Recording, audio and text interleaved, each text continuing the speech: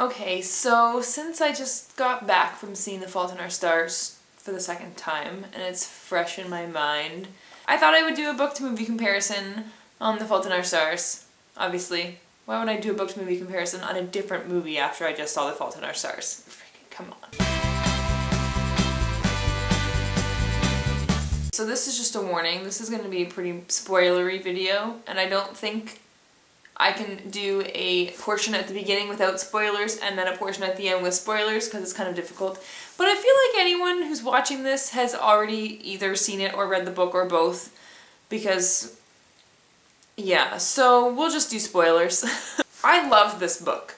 I read it, the first time I read it in one sitting, literally start to finish. I probably got up to go pee and get some food, and that was about it. I just laid in my bed and read, and it was wonderful. It was a wonderful story. When I reread it for the movie, I wanted to reread it in one sitting again, but I didn't have time to do that. But I read it in about 3 sittings, so it was still very, I need to just sit and read this book until it's done type of read. And the movie was wonderful. It was everything that the book had. And the conversations were word for word from the book. And it was just, I can't even, and the characters and the actors, obviously, who are the same people, and their job portraying these characters, and the way that they said things, and the way that the text messages were showing up on the screen. I loved how they had the text messages showing up on the screen. That was fantastic. And how the emails were on the screen as well. Everything. That just made it completely realistic, and it captured the feeling of the book that way. If it was just them reading out loud the text instead, it wouldn't have had the same effect. So that was wonderful. And it's funny because, like, I already knew that, now I can't even remember her name, I feel horrible, but Augustus's dead ex-girlfriend, I knew she wasn't going to be in the movie. I was voxing Amber and I was like, I'll bet you any money that her character's not even going to be in the movie. And because she wasn't in the movie, there wasn't as much of a reason for Hazel to have the thoughts about her being a grenade, because in the book it came from reading her Facebook page and people saying how her death has impacted other people and how it has impacted everyone. And she actually has that conversation with her parents, if you don't remember. Her grenade thing and wanting to minimize the casualties, that was with her parents at the dinner table, not with Augustus. But the conversation that did happen and the things that she said were word for word from the book. They just had to change who she was saying it to have it make more sense with the scenes that they did have to take out to make the movie not 5 hours. I'm gonna say the experience, it was nice. It was nice to be in a theater with people who I knew read the book, and you knew they read the book because, like, from the beginning of the movie, anytime Augustus smirked, people would start bawling. Like, the girls, like, beside me were crying the entire time. Anytime Augustus said anything that made you be like, oh my god, but he's gonna die, they would just waterworks. And it wasn't even annoying, it was just, it was almost comforting knowing that these people shared the same thing that I did, that they read this book, whether they read it 3 days ago, 2 years ago, 6 months ago, they read it and loved it, and they got something out of it. And they are now seeing the movie hoping to get something out of the movie. And just having that, like, I feel like the experience of people around you crying at certain parts that wouldn't make people cry who hadn't read the book just kind of makes you feel like you're part of this little community. Like, I don't know, it had that kind of feeling to me for some reason. And it was, yeah, it was nice. This is horrible. Now I can't even remember Augustus's favorite band name. But I remember in the movie there's a poster of them on Hazel's wall. And it does not get mentioned whatsoever in the movie. There's just a poster of it on the wall. So just the book readers, the people who read the book, know that's Augustus's favorite band. At least I noticed it. I think the only thing that I would have liked, and not that I would have liked differently, I think they just should have added, I think they should have just added more about Augustus being sick.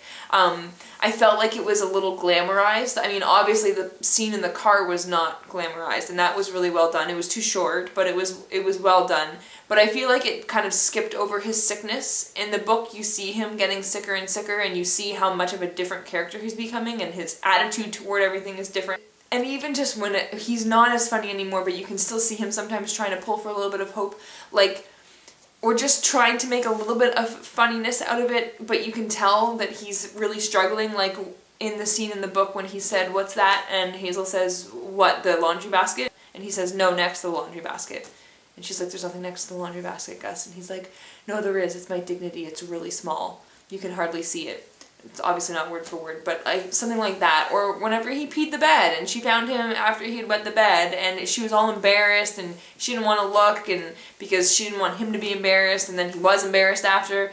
And when she said, "I've pissed the bed before, Gus, it's not a big deal."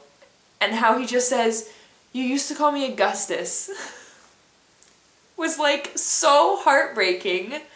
And I really wish they had that scene in it because I feel like it really shows characters a little bit more, and it shows who you are as a person by what you think about what people call you. Like, my name is Natalie, but lots of people call me Nat, and I feel like besides people who knew me before people started calling me Nat and like my boyfriend, if somebody else calls me Natalie, I feel like it's formal. And when someone calls me Nat, I feel like they're my friend. Or when someone I don't know whatsoever and they see my name tag at work that says Natalie and they call me Nat, I'm all like, "Why are you calling me Nat? Does my name tag say Nat?" Only my friends call me Nat. It's like, obviously I don't say that, but it's like almost that kind of feeling, you know, where everyone calls Augustus Gus, but she always called him Augustus, and now she's just like everyone else calling him Gus, and it's just like, it's so honest and like real, and I kind of wish they had that scene in it. When he, at the very end, whenever she was reading his letter, I thought I was gonna be mad when she said okay and it ended, but then I was like, you know what? That's their thing, so it's okay. Oh my god. It's okay. Because really there were two major things that got changed, and that's about it. And that was Augustus's like pre-funeral when he asked them to write his eulogy, and his real funeral when Peter Van Houten shows up. In the book, obviously, he doesn't ask them to write a eulogy ahead of time, he just asks them out of the blue on his last good day to write a eulogy, and when Hazel's parents don't want her to go, it's like the thing that makes them realize she needs to do this is when she's like, "He wants me to write a eulogy." He is very aware of the fact that he's going to die and he's going to die soon, and he wants to hear my eulogy, for Christ's sake. And I feel like if it happened that way, in the way that it happened in the book, if it happened that way in the movie, I feel like it would have been a little bit more impactful. And then obviously Peter Van Houten at the funeral was a little bit different, and the way she got the letter, he didn't bring it to her, she had to track it down, and there was a little bit more to it, but again, that would obviously have just added time to the movie, which they didn't need to do, and that's obviously why they changed it. But those were the only two like major things that I realized they really changed. Like, everything else was so minor.